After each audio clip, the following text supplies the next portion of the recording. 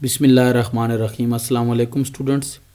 अच्छा बेटा, जो बात हम पहले कर चुके हैं कि जो सेट किसी भी सुपर सेट का सब सेट गिवन हो और उसका हमने इन्फिमम यानी कि ग्रेटेस्ट लोअर बाउंड निकालना हो या लीस्ट अपर बाउंड निकालना हो, जो भी है, तो उस लीस्ट अपर बाउंड का या ग्रेटेस्ट लोअर बाउंड का ज़रूरी नहीं है कि उस सब सेट के अंदर वो मौजूद हो, बल्कि उसके सुपर सेट में वो मौजूद होना चाहिए, प्रेजेंट होना चाहिए। ठीक है, तो ज़रा ये एक स्टेटमेंट पढ़ते हैं और फिर इसका प्रूफ भी करते हैं। स्टेटमेंट में कहता है कि suppose S is an ordered set with least upper bound property. ठीक है, अब ये क्या बात कर रहा है कि आपके पास एक ऐसा ऑर्डर्ड सेट है। ऑर्डर्ड के लिए वो जो पहली दो बातें हैं वो आपके माइंड में होनी चाहिए, जो लेक्चर नंबर 3 में हमने स्टडी की थी। With least upper bound property यानी कि उसके पास लीस्ट अपर बाउंड मौजूद है। ठीक है, यानी कि अपर बाउंड्स में जो छोटा बाउंड है उसको लीस्ट अपर बाउंड कहते हैं, यानी कि बाउंडेड अबव है। यहाँ से पता चला कि बाउंडेड अबव है। अब आगे चलते हैं कि बी सब सेट अगर एस का हो। ठीक है, यानी कि आपके पास एस एक बी एक सब सेट ले रहे हैं, एस का बी कंटेन करता हो एस में, बी इज़ नॉन एम्पटी और नॉन एम्पटी भी इज़ बाउंडेड बिलो, तो वो बी जो है वो क्या हो, बाउंडेड बिलो हो। ठीक है, let L be the set of all, L ऐसे सेट हैं जो all lower bounds of B हैं। ठीक है, बी हैं, तो then alpha is equal to sup of L, यानी कि अल्फ़ा वो नंबर है जो तमाम में, यानी कि कह लें कि बड़ा है, exist in S, alpha is known as infimum. तो इन्फीमम बता रहा है वो क्या है। ज़रा हम देखते हैं बातें वो किस किस की कर रहा है। एक एस सेट की बात करता है, ऑर्डर्ड हो, तो आप वो एस सेट ले लेते हैं बेटा, कोई इंटरवल ले लेते हैं, जैसा कि वो ले लें जी आप -10 से 10 फॉर एग्जांपल। तो क्या है कि लीस्ट अपर बाउंड प्रॉपर्टी इसके अंदर मौजूद है, यानी कि अपर बाउंड प्रॉपर्टी या लीस्ट अपर बाउंड इसके अंदर मौजूद है, और वो क्या है, 10 अपर बाउंड है इसका। ठीक है, और लीस्ट भी बन जाएगा, ज़हरी बात है, क्योंकि इसके अपर बाउंड्स की जो सेट हैं जिसको हमने एल कहा है वो बनते हैं बेटा, आपके पास नंबर ऑफ अपर बाउंड्स हैं 10 से लेकर up to so far plus infinity तक। तो उसमें से हमने क्या चूज़ कर लिया है, 10 उसका लीस्ट अपर बाउंड है। हमने प्रूव करना है कि एस के पास ग्रेटेस्ट लोअर बाउंड यानी कि इन्फिमम भी है। तो बी सब सेट है अगर एस का, बी एक और सब सेट ले लें एस का, एंड बाउंडेड बिलो, और वो बाउंडेड बिलो है बेटा। ठीक है, फॉर एग्जांपल आप ले लेते हैं -2 से लेकर 5 तक, ये बी सब सेट है इसका और ये बाउंडेड बिलो है।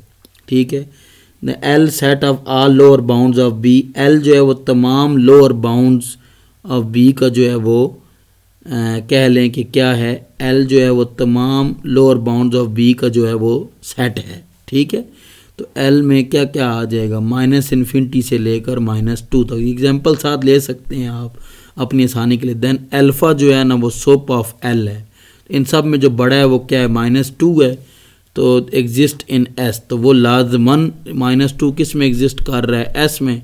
सो अल्फ़ा जो है वो इन्फीमम होगा किसका, बी का, तो अल्फ़ा प्रूव हो जाएगा क्या है, इन्फीमम बी का। इन particular infimum of be exist in S. तो हमने ये अल्टीमेटली प्रूव कर दिया है कि जो इन्फीमम बी का होगा वो किस में एग्जिस्ट करेगा, एस में। तो इसके लिए बेटा हमने एक प्रूफ करना है, तो प्रूफ के लिए जर्नलाइजेशन की मदद लेंगे, नॉट अ पार्टिकुलर मैंने आपके सामने ले ली है। तो जैसे कि प्रूफ में कहता है since B is a bounded below, ये बात हम कर चुके हैं कि बी क्या है, वो बाउंडेड बिलो है, therefore L is non empty.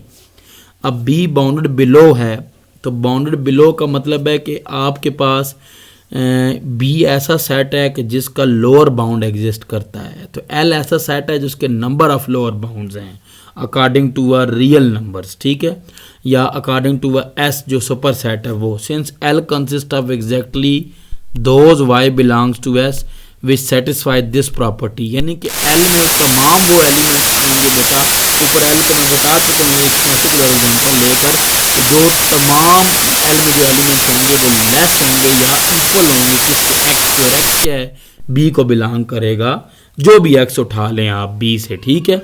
तो we see that x belongs to B is an upper bound of L, यानी कि जो आपके पास हर एक्स है वो अपर बाउंड है किसका, एल का, क्योंकि एल तमाम लोअर बाउंड्स के सेट हैं, जो जहरी बात है जो एक्स में मौजूद जितने एलिमेंट्स हैं वो तमाम अपर बाउंड होंगे किसके, एल के, तो एल इज बाउंडेड अबव। तो यहाँ तो ये बात साबित हो गई है कि एल जो है वो बाउंडेड अबव है, एल का अबव बाउंड भी होगा, अपर बाउंड भी मौजूद होगा, ठीक है। एग्जांपल्स लेकर बेटा साथ बातें करनी है आपने, ठीक है। तो since S is ordered and non empty therefore L as supremum in S, S is ordered है, नॉन एम्पटी है, एल एज सुप्रीमम किस में चला जाएगा, एस में। Let us call it alpha, हम उसको अल्फा कहते हैं। तो गैमा किस से लेस है, अल्फा से। गैमा जो अपर बाउंड ऑफ एल नहीं है, यानी कि अपर बाउंड नहीं है, तो गैमा किस को बिलोंग करेगा, बी को, जो अपर बाउंड उसका नहीं है तो लाजमी बात है वो किस में चला जाता है, बी में। तो अल्फा इज लेस देन और equals to x for all x belongs to B, this implies that alpha किस में चला गया है, एल में, ठीक है।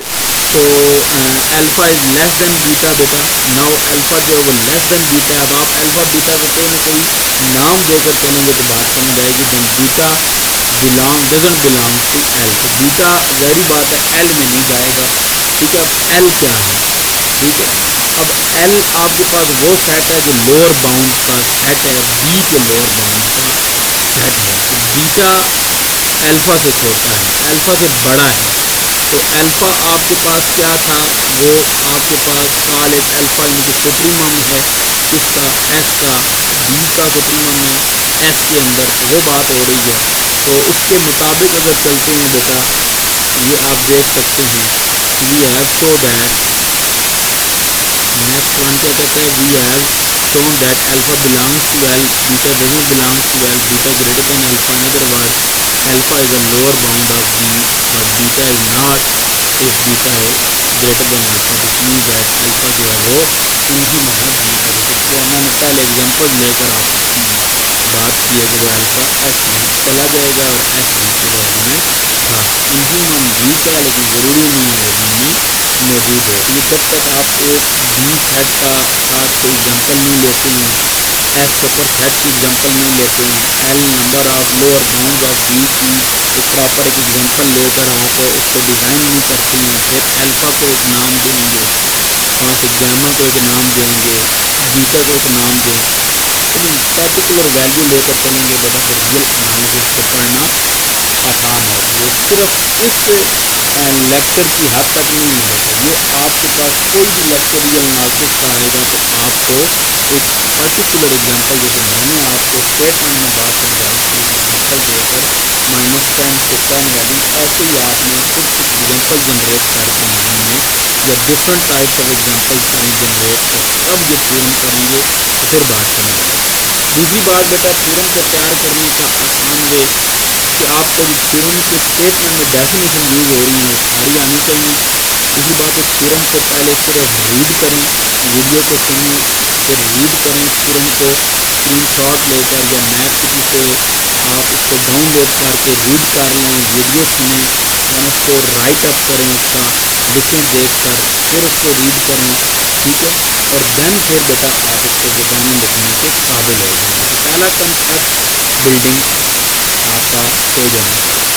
दूसरा क्या होएगा बेटा, आपकी प्रैक्टिस होनी चाहिए कि आप उसको लिख भी सकें। तो डेफिनेशन स्ट्रॉन्ग नहीं है तो प्रैक्टिस आपको करने में आसानी हो जाएगी। ये बेटा आपका थ्योरम है, ये बड़ा वेल नोन थ्योरम है।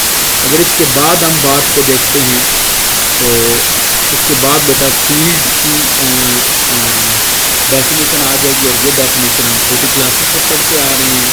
तो इसको फिर से आज हम एक दफ़ा रिकॉल करेंगे कि फील्ड क्या चीज़ है, क्या आप पढ़ गए हैं ना ग्रुप क्या होता है, ठीक है।